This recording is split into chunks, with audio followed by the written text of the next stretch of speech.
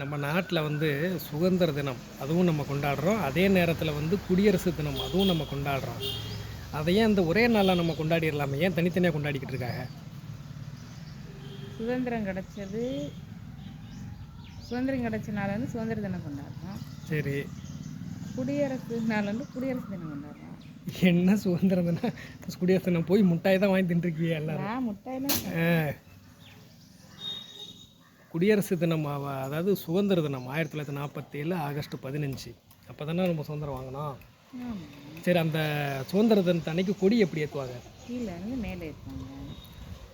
கீழே இருந்து மேலே ஏற்றுவாங்க. நல்லா சவுண்டாக சொல்ல அங்கே கேட்கணும்ல. கீழே இருந்து மேலே ஏற்றுவாங்க. கீழே இருந்து மேலே ஏற்றுவாங்க.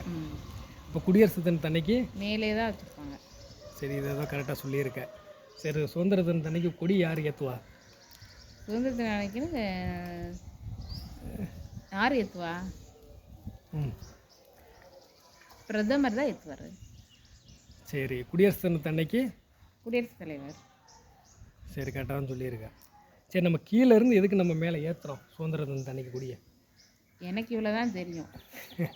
அதுக்கு மேலே டீட்டெயில் உங்களுக்கு வேணால் நீங்களே சொல்லிக்கணும்.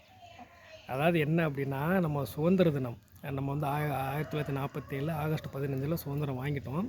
இப்போ கொடியை வந்து என்ன பண்ணியிருப்பாங்கன்னா, கொடி கம்பத்தில் கொடியை வந்து கீழே கட்டியிருப்பாங்க. கொடியை வந்து கீழே இருந்து அப்படியே மேலே ஏற்றி அங்கே தான் வச்சு அதை பறக்க விடுவாங்க. ஏன்னா நம்ம கஷ்டப்பட்டு அந்த அதை சுதந்திரத்தை வாங்கியிருக்கோம், கஷ்டப்பட்டு நம்ம முன்னேறி இருக்கோம் அப்படின்றதுக்காக வந்து கொடியை வந்து கீழேருந்து அப்படியே மேலே ஏற்றி அங்கே கொடியை வந்து பறக்க விடுவாங்க.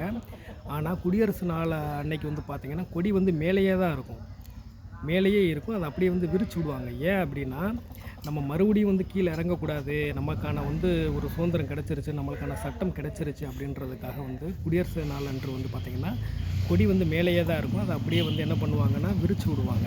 இதுதான் அதுக்கான வித்தியாசம். சுதந்திர நாள் அன்று பார்த்தோம் அப்படின்னா வந்து பிரதமர் தான் கொடியேற்றுவார். குடியரசு நாள் அன்று பார்த்தோம்னா குடியரசுத் தலைவர் கொடியேற்றுவார். இப்போ சுதந்திர தினத்து அன்னைக்கு பார்த்தோம்னா 1947 ஆகஸ்ட் 15 நமக்கான சட்டமே எந்த சட்டமும் கிடையாது. அதன் பிறகு வந்து இந்தியாவின் சட்ட வரைவு குழுவின் தலைவராக இருந்த டாக்டர் அண்ணல் அம்பேத்கர் வந்து அவர் தான் அதுக்கான வந்து சட்டத்தை எழுதினார். அதாவது 1948 ஜனவரி 26 அப்போ வந்து சட்டம், அதாவது அந்த சட்டம் வந்து அமலுக்கு வந்த நாளை தான் வந்து நம்ம குடியரசு நாளாக வந்து நம்ம கொண்டாடிக்கிட்டு இருக்கோம். இதுதான் இதற்கான வித்தியாசம். மீண்டும் வந்து நம்ம ஒரு அடுத்த வீடியோவில் பார்க்கலாம்.